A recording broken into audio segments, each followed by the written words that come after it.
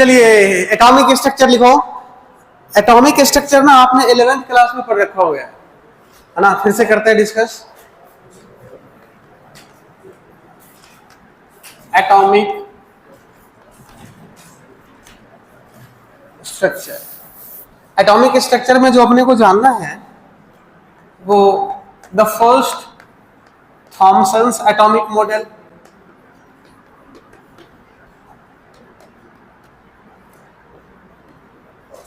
Thomson's atomic model. The second part, Rutherford atomic model, Bohr's atomic model. ठीक है। And the fourth is about the X-ray. ठीक है, ये चार part है जो इस चैप्टर में अपने को जानना है। और इस चार पार्ट में the first part is about the Thomson's atomic model.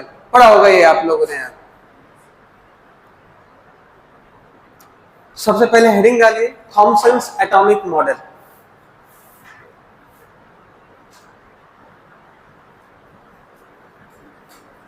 Thomson's atomic model क्या होता है? थॉमसन साहब ने क्या बताया? हाँ, लिख लिया क्या? ये हेडिंग डालिए थॉमसन्स एटॉमिक मॉडल। थॉमसन साहब ने क्या बताया कि जो एटम होता है ना, ठीक है, तो एटम के जो पॉजिटिव चार्ज होते हैं वो तो हर एक जगह डिस्ट्रीब्यूटेड होता है, और नेगेटिव चार्ज जो है ना, नेगेटिव चार्ज वो रैंडमली, बाकी ये जितना है ना ये सारे पॉजिटिव चार्ज है, ये भाई पॉजिटिव चार्ज है।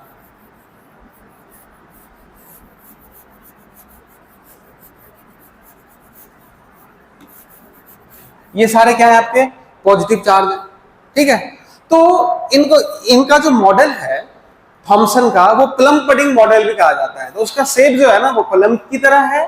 पॉजिटिव चार्ज ये सारे डिस्ट्रीब्यूटेड जो है वो पॉजिटिव चार्ज है, और नेगेटिव चार्ज जो होता है वो रैंडमली डिस्ट्रीब्यूटेड होता है।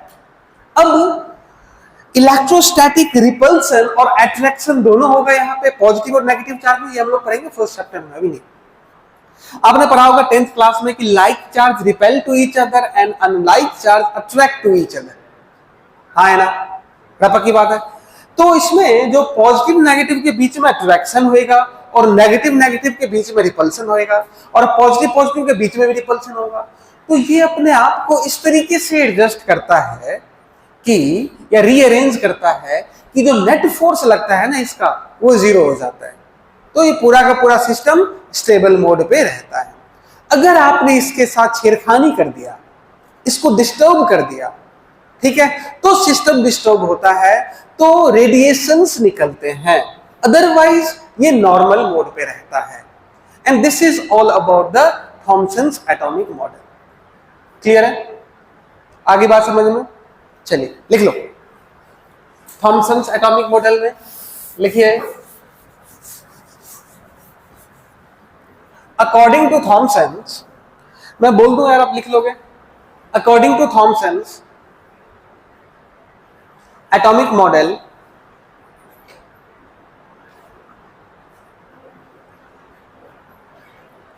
according to Thomson's atomic model, atom is like a plum.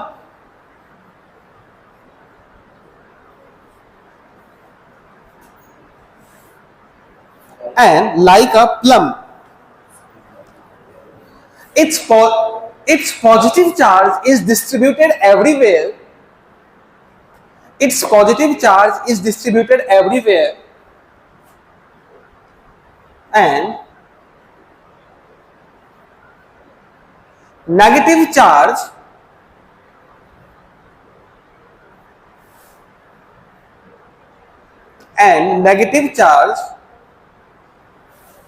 is randomly distributed.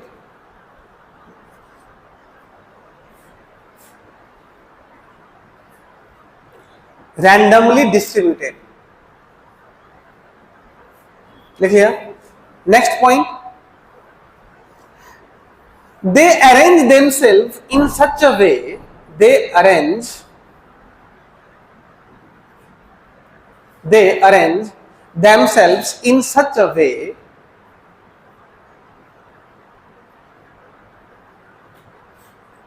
that net force is zero.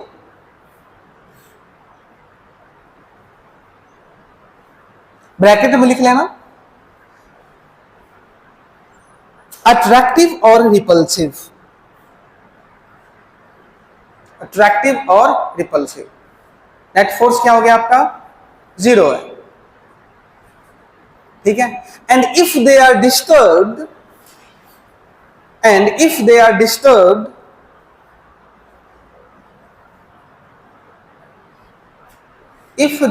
disturbed, then radiation emit,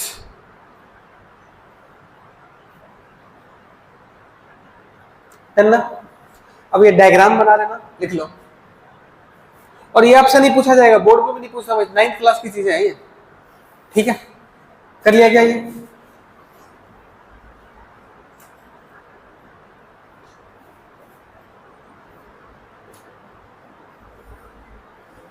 कर लिया ना। आओ नेक्स्ट, रदरफोर्ड एटॉमिक मॉडल।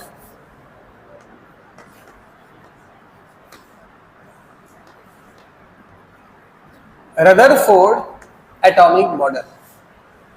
अब रदरफोर्ड साहब ने क्या बताया, रदरफोर्ड साहब ना जाने जाते हैं कि इन्होंने ना एक अलग तरीके से इसको डिस्क्राइब करा। और क्या करा इन्होंने कि जो एटम है ना, जो एटम है उसको, उसके ऊपर ना बम्बार्डमेंट करवाया, किससे, अल्फा पार्टिकल से, ठीक है। उसको पेनिट्रेट करवाया, इसको, एटम को। तो ये देखा कि भाई ये तो जा रहे हैं इधर से उधर। अगर यूं मान लो कि पॉजिटिव चार्ज अगर बीच में ही होता तो फिर उसको डिफ्लेक्ट करता ना, वो जाने नहीं देता, और जाता भी तो अपने ओरिजिनल पाथ से बहुत ज्यादा डिफ्लेक्शन आता। आप समझे क्या मेरी बात को, जैसे मुझे यहां से यहां जाना है, ठीक है, तो मैं यहां से तो सीधा ही जा रहा हूं। अगर तुम ये कहते कि ये सारे बेंचेज इधर है तो मुझे टकरा करके किसी और पाथ पे जाना चाहिए ना, लेकिन ऐसा हो नहीं रहा है। इसका मतलब है कि थॉमसन साहब ने जो अपना थ्योरी प्रपोज करा था उसमें कुछ प्रॉब्लम है। तो अब इन्होंने और इसकी डिटेल में बताया, और जो उनका एक्सपेरिमेंट है, और वही एक्सपेरिमेंट कहलाता है रदरफोर्ड अल्फा स्कैटरिंग एक्सपेरिमेंट। अभी लिखना मत, कुछ भी लिखाऊंगा मैं, एक तो बात है, देखना। उस एक्सपेरिमेंट में उन्होंने क्या करा कि रेडियो एक्टिव मटेरियल लिया। अब रेडियो एक्टिव मटेरियल क्या होता है ये पढ़ेंगे, ठीक है। तो ये जो रेडियो एक्टिव मटेरियल लिया, उसमें यहां से अल्फा रे को निकाला गया, किसको, अल्फा रे को एमिट करा गया, देन ना।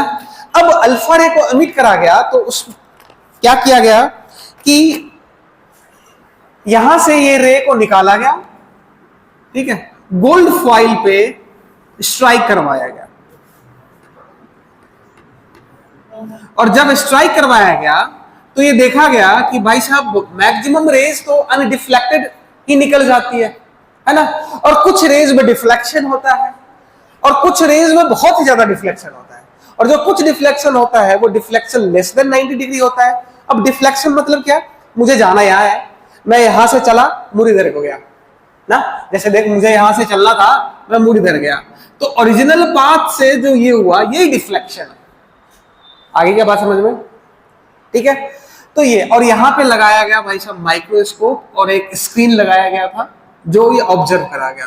तो क्या ये देखा गया कि जैसे ही ये रे स्ट्राइक करती है अल्फा रे, तो मोस्ट ऑफ द रे जो है वो अनडिफ्लेक्टेड चला जाता है। कुछ रे में डिफ्लेक्शन होता है लेस देन 90 डिग्री, और बहुत कम रेज में होता है ग्रेटर देन 90 डिग्री, और उससे भी कम में होता है जो गया और वापस आ जाता है उसी पाथ पे। अब बात आई समझ में, ठीक है। अब इसके बाद में इसका कंक्लूजन उन्होंने फिर क्या बताया, कंक्लूजन बताया कि भाई साहब ये बात तो तय है कि वो एटम में एटम में जो पॉजिटिव चार्ज था according to Thomson's atomic model, वो हर एक जगह डिस्ट्रीब्यूटेड नहीं है। Most of the part of the atom is vacant. आगे क्या बात समझ में, बीच में कहीं ना कहीं एक हैवी पार्टिकल्स जरूर है जो जिसकी वजह जो हैवी बहुत ज्यादा फोर्स लगाता है, जिसकी वजह से ये रिपल्सन हो जाता है अल्फा पार्टिकल का। ठीक है, और अल्फा पार्टिकल खुद ही अपने आप में हैवी है, तो अगर हैवी को और डिफ्लेक्ट करना हो तो बहुत ज्यादा स्ट्रॉन्ग फोर्स चाहिए, और वही इलेक्ट्रिक फोर्स का नाम दिया गया है उसको। बात आई क्या समझ में? ठीक है, तो रदरफोर्ड एटॉमिक मॉडल में लिखो,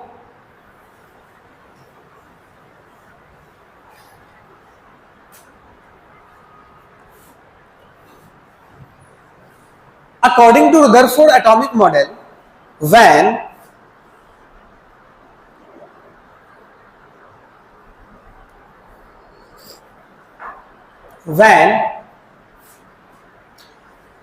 alpha ray strike on the thin gold foil, then it was observed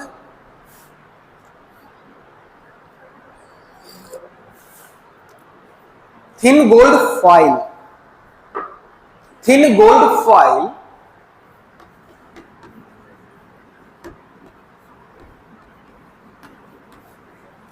then it was observed, first में लिखना most of the rays, first में most of the rays goes undeflected,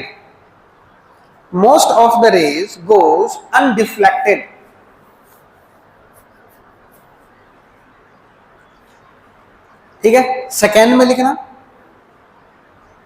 few rays are deflected,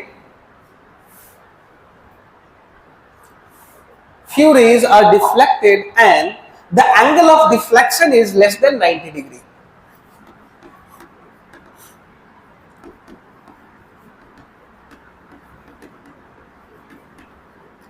ठीक है, next में लिखना a very few rays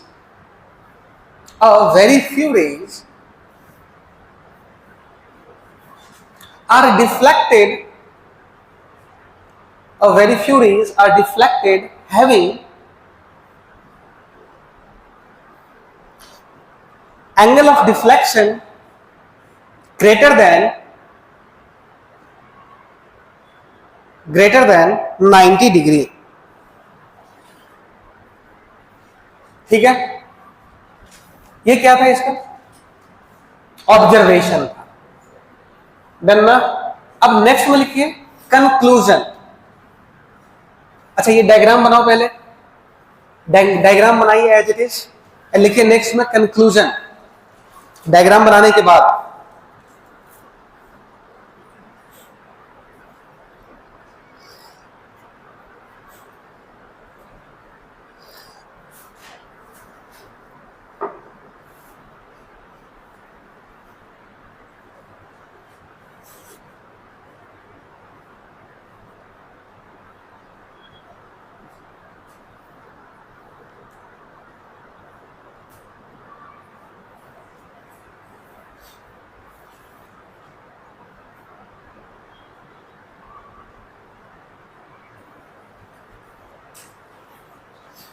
conclusion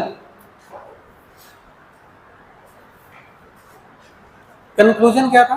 first में लिखो most of the part of the atom is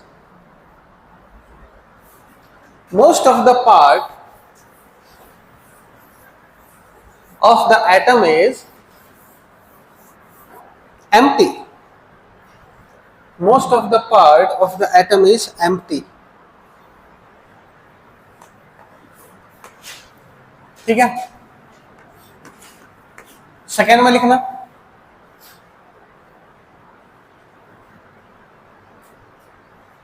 alpha particle is a heavy particle,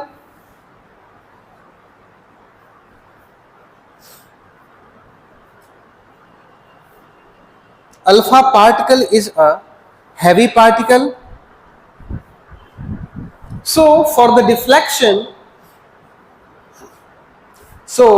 deflection strong force is required. So for the deflection, strong force is required. और वो force कौन सा होगा? Electrostatic force. Done ना? Third में heading डालना distance of closest approach. ये third है ना, डिस्टेंस ऑफ क्लोजेस्ट अप्रोच। अब ये न्यूक्लियाई ना, अब एक तो आपने यूं लिखा, एक तो आपने यूं कर दिया, है ना, ये भी फाई है और ये भी फाई ही है, एक ऐसे भी तो जाएगा।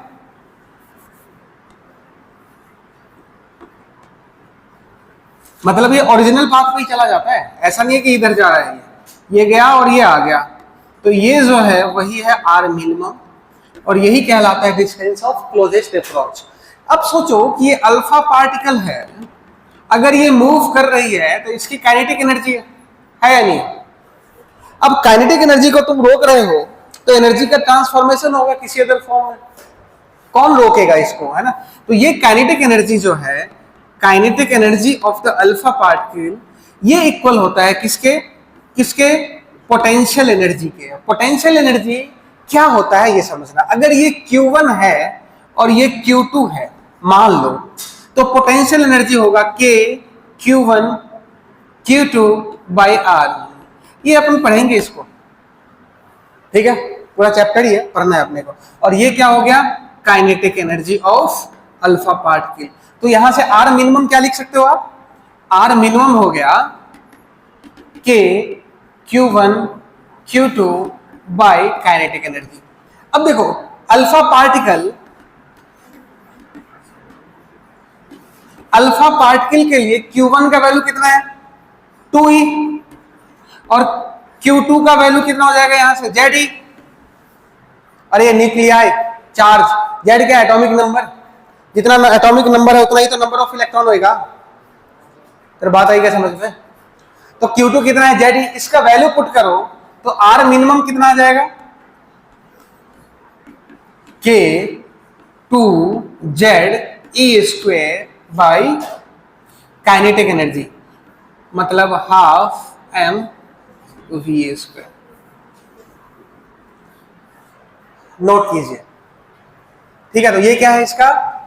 Distance of closest approach are minimum. कितने डिस्टेंस पे ये वापस रिटर्न मार देगा? तो काइनेटिक एनर्जी किसके बराबर होना चाहिए? पोटेंशियल एनर्जी के, तभी तो होगा। आपको ये पता है, ये नहीं पता होगा, ये पढ़ेंगे, अपने को पढ़ना है फर्स्ट बुक के अंदर में, ठीक है।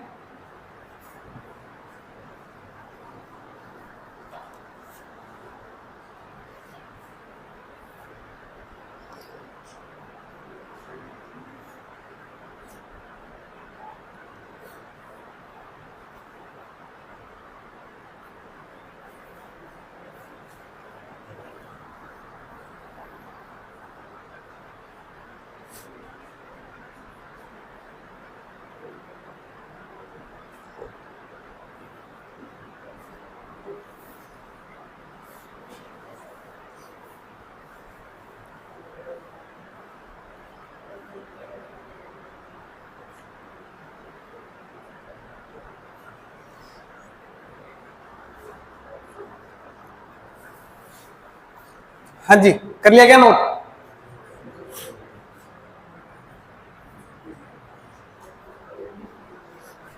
कर ले, नोट कर ले।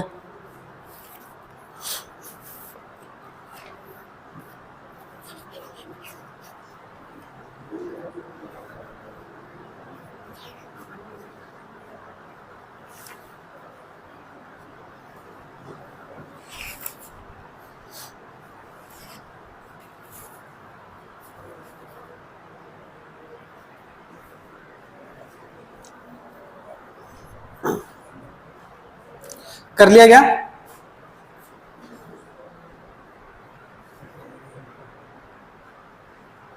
आ रही बात समझ में?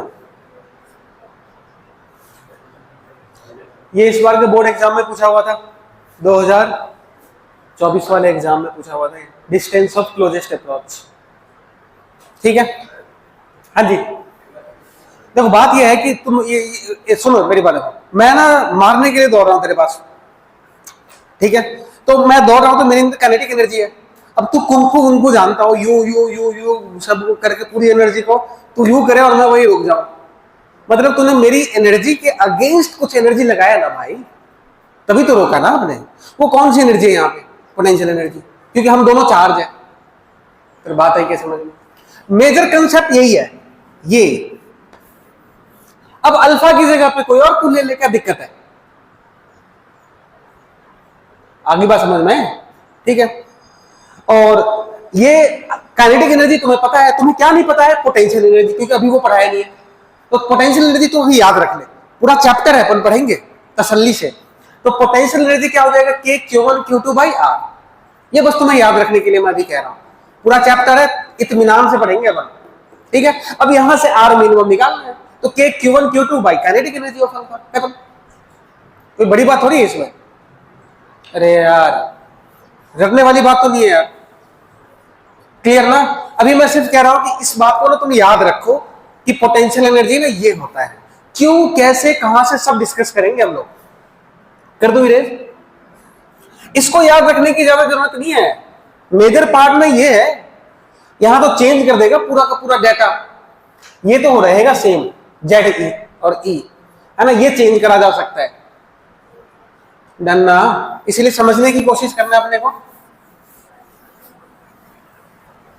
ओके, तो ये क्या हो गया आपका? देखो नेक्स्ट लिखना,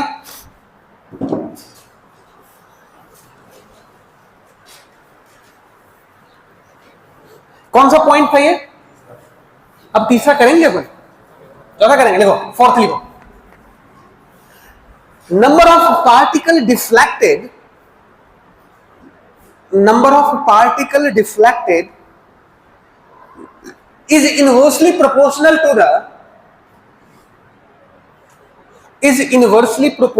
the angle of deflection.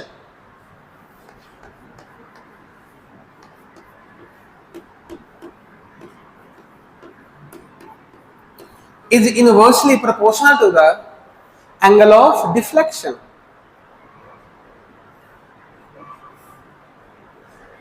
आगे बात समझ में? Inversely proportional to the angle of deflection. Phi, जहां भी मैं फाई लिख रहा हूं इसका मतलब क्या है? क्या लिख रहा हूं? Angle of deflection. डिफ्लेक्शन समझ में आया ना? ओरिजिनल पाथ से डेविएट हो जाना, जो एंगल बनाएगा वही एंगल ऑफ डिफ्लेक्शन है। हाँ या ना भाई? पक्की बात ना? ओके, आइए अब जेई ने क्या क्वेश्चन पूछा था? क्वेश्चन जेई ने ये पुटअप करा था, 2020-21 की बात है, कि सपोज नंबर ऑफ पार्टिकल वो y है और angle of deflection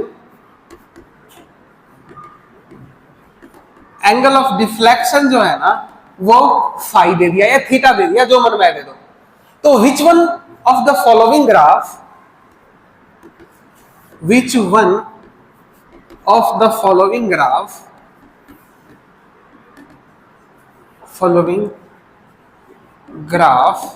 is correct? कौन सा ग्राफ करेक्ट है?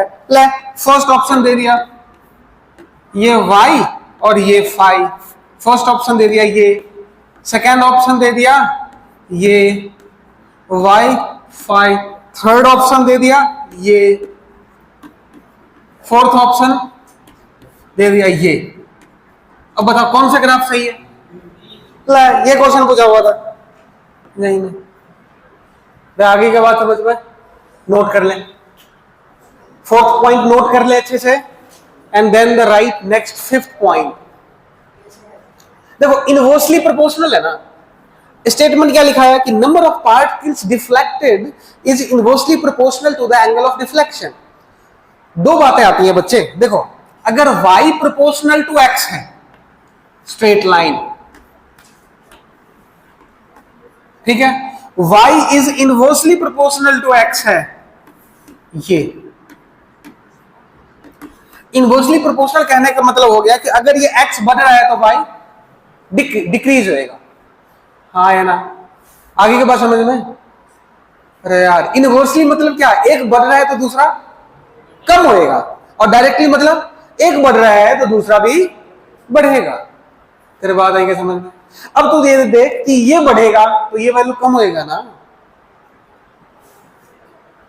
और वैसे भी अगर तुम इसके याद करो स्टेटमेंट में, तो बहुत ही कम रेज हैं जिसका angle of deflection greater than 90 था। तो नंबर ऑफ पार्टिकल्स कम हो गया तो डिफ्लेक्शन हुआ ना 90 से ज्यादा भाई। तो इनवर्सली प्रोपोर्शनली तो है।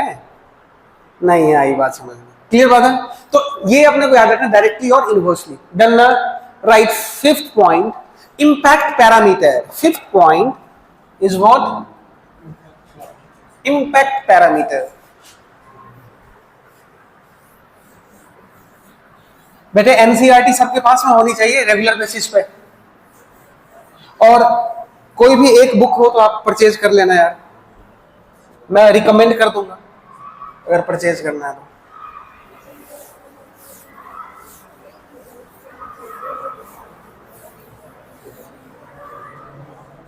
आइए, इंपैक्ट पैरामीटर क्या होता है समझते हैं। कि फिफ्थ पॉइंट है ना, impact parameter. Okay, then what is impact parameter? देख, ठीक है,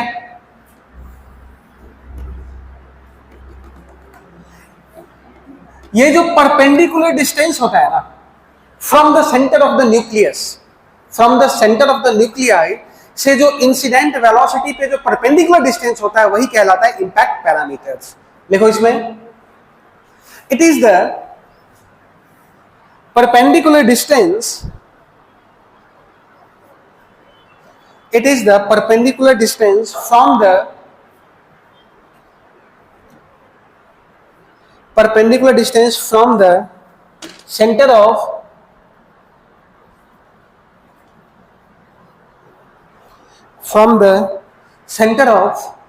nucleus, from the center of nucleus to the incident velocity, to the incident velocity। ठीक है, और ये कैसे निकालते हैं? ये देखो कैसे निकालते हैं। tan phi by 2 is equal to potential energy. तो k ये मान लेते हैं अपन ZE 2E बाई बी, ठीक है, और इनटू काइनेटिक एनर्जी किसका? अल्फा पार्टिकल का। ठीक है, तो B क्या हो सकता है? 2k ZE square by kinetic energy of alpha particle into cot phi by 2, cot phi by 2। आगे के बात समझ में? अच्छा, k का जो वैल्यू है ना बेटे, अभी आपका यूज नहीं आएगा बट याद रखना 9 इंटू 10⁹ न्यूटन मीटर स्क्वायर पर कूलम स्क्वायर होगा। ठीक है, कहीं अगर क्वेश्चन दे दिया तो बताओगे फिर से कैसे? देखो ये स्ट्राइक कर रही है ना, यहां डिफ्लेक्ट हो रही है ना, जैसे जैसे पास आएगी तब तो डिफ्लेक्शन बढ़ेगा भाई। ये देखो, क्योंकि इलेक्ट्रोस्टैटिक फोर्स जो होता है ना वो स्ट्रॉन्ग तो होता है बट शॉर्ट रेंज होता है, तो इतने दूर से नहीं अप्लाई होएगा। अगर दूर से अप्लाई होता तो मैं तुम सबको खींच लेता अपने में। हाँ है ना? तो बात आई क्या समझ में? तो दूर से नहीं अप्लाई होता है। तो जो इंसिडेंट वेलोसिटी है, तो ये velocity of the alpha particle है ना, तो इसके बीच का, और ये सेंटर ऑफ द न्यूक्लियाई है, तो इसके बीच का जो परपेंडिकुलर डिस्टेंस है यही कहलाता है इंपैक्ट पैरामीटर। बस ये याद रखने की जरूरत नहीं है, अगर तुम याद रखो तो ठीक है, अदरवाइज नॉट रिक्वायर्ड। ये बस स्मार्ट बनने के लिए लिखा गया है। क्यों खान साहब, क्लियर है? ओके जी, ये याद रखना है। डन ना? ठीक है जी। उसके बाद कंक्लूजन हो गया ना? अरे कंक्लूजन हो गया, नेक्स्ट लिखो।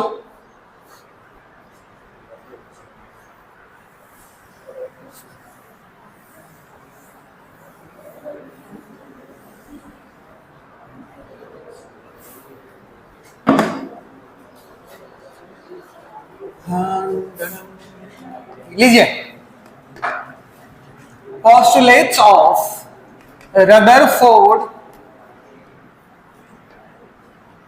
atomic model। क्या है postulate में? फर्स्ट तो क्या है आपका कि मोस्ट ऑफ द पार्ट जो है वो क्या है, एम्प्टी है। क्या है भाई, लिखिए, most of the part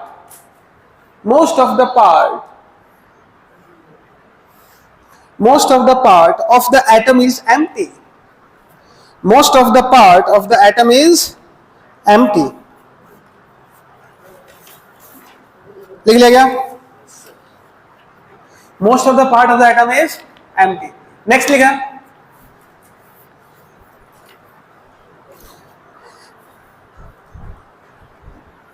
entire mass of the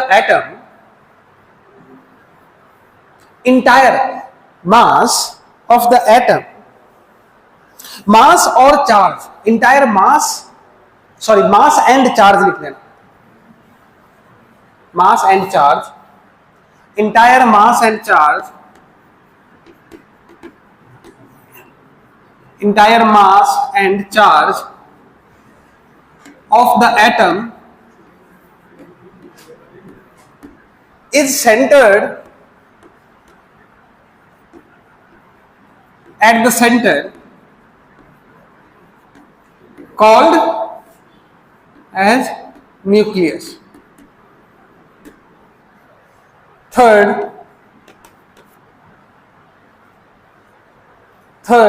क्या है कि इलेक्ट्रॉन रिवॉल्व करता है, बट कैसे करता है, इन a circular orbit.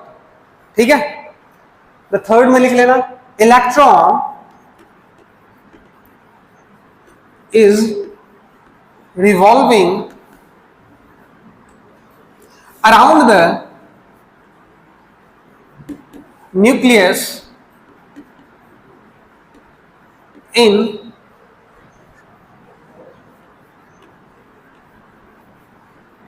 circular orbit। यही है मेजर पोस्टुलेट, तो यही है भाई, इलेक्ट्रॉन क्या है, किसमें रिवॉल्व करती है, सर्कुलर ऑर्बिट में।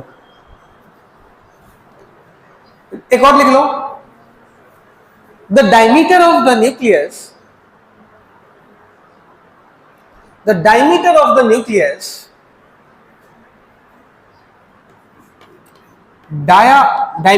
Nucleus is 10 raised to the power minus 14 meter,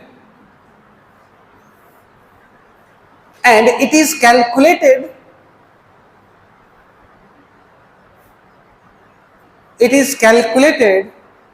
on the basis of distance of closest approach। It's calculated on the basis of distance of closest approach। Done ना? Clear हो गया बच्चे? हाँ, the dia of the nucleus, क्या लिखा है मैंने, nucleus है एटम है, न्यूक्लियस लिखा है ना, हाँ ठीक है, पर डन ना? नेक्स्ट में लिखो drawback of Rutherford atomic model. अच्छा, ड्रॉबैक क्या है बताना भाई, ड्रॉबैक क्या है कि हर एक चार्ज जो मूव कर रहा है वो एनर्जी रेडिएट करेगी। अब एनर्जी रेडिएट करेगी तो एक समय ऐसा भी आएगा जब वो अपनी एनर्जी को लूज करेगी, और लूज करेगी तो उसको सेंटर में गिर जाना चाहिए। और अगर ऐसा हो जाता तो पूरा कंसेप्ट ही सुभान अल्लाह हो जाता है। देखो फर्स्ट में इलेक्ट्रोमैग्नेटिक थ्योरी सेज, ये कौन सा है आपका drawback, electromagnetic theory says, moving charge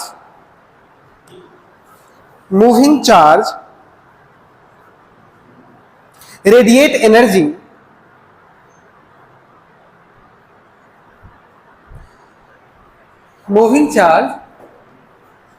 energy so electron lose all the energy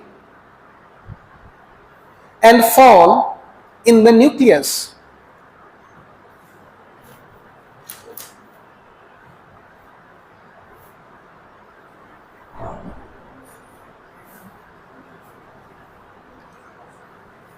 done ना? एक तो ये हो गया।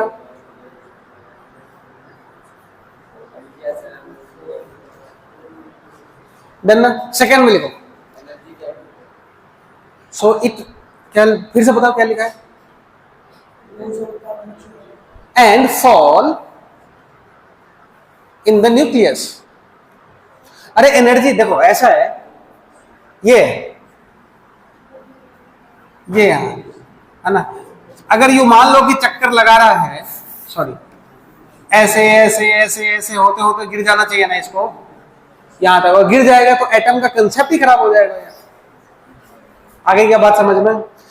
ये है इसका जो मेजर होगा। एक और इसका ड्रॉबैक है कि इलेक्ट्रॉन ना किसी भी सर्कुलर ऑर्बिट में चक्कर लगा सकता है, जो रदरफोर्ड साहब ने बताया। तो इसका मतलब ये क्या होना चाहिए कि कंटिन्यूअसली एनर्जी को रिलीज करेगा, कंटिन्यूअस स्पेक्ट्रा होगा, है ना? बट ऐसा नहीं होता है। तो लिखो, electron is revolving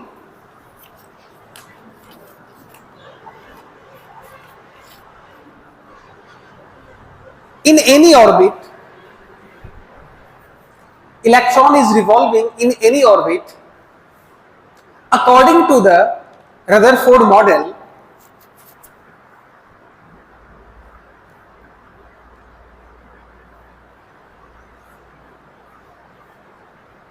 Electron is revolving in any orbit according to the Rutherford model, so it must emit continuous radiation.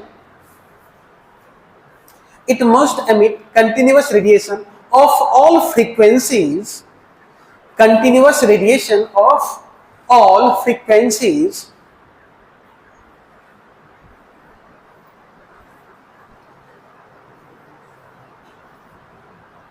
but actually it emit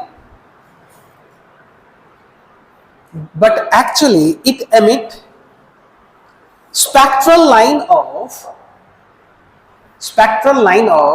definite frequency. आपने पढ़ा ना Bohr's atomic model, spectral line, Lyman, Balmer, Paschen, Brackett, पीफन, तो definite करता है ना भाई।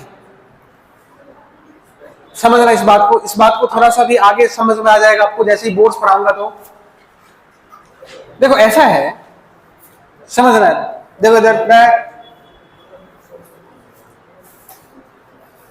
थोड़ा सा और डिटेल में समझ लेते हैं इसमें। अब इलेक्ट्रॉन यहां चक्कर लगा रहा था, फिर यहां आ गया, यहां से यहां आया तो एनर्जी को तो लूज करा ना भाई।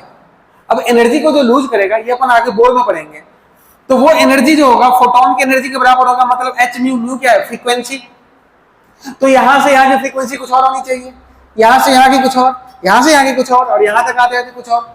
मतलब वही कह रहा है कि it emits all kind of frequency ना होना चाहिए according to Rutherford, but actually में ऐसा होता ही नहीं, कि डेफिनेट फ्रीक्वेंसी का ही रिलीज करता है। तो बात आई समझ में ना? यही है कहना है, ठीक है। तो इस ड्रॉबैक को दूर करने के लिए बोर साहब ने एक अपना थ्योरी दिया, ठीक है। तो वो थ्योरी किस नाम से जाना जाता है? Bore atomic model. रदरफोर्ड की बात समझ में आ गई क्या?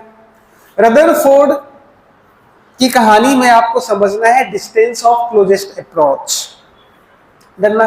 बाकी वही सारी बातें हैं जो आपने 9th क्लास में या 11th क्लास के केमिस्ट्री में पढ़ रखा होगा, इसके अलावा कोई खास बात नहीं है, ठीक है। अब डालिए जो अपना मेजर पार्ट है, बोर्स एटॉमिक मॉडल पढ़ेंगे एकदम बिल्कुल लगातार। क्यों भाई?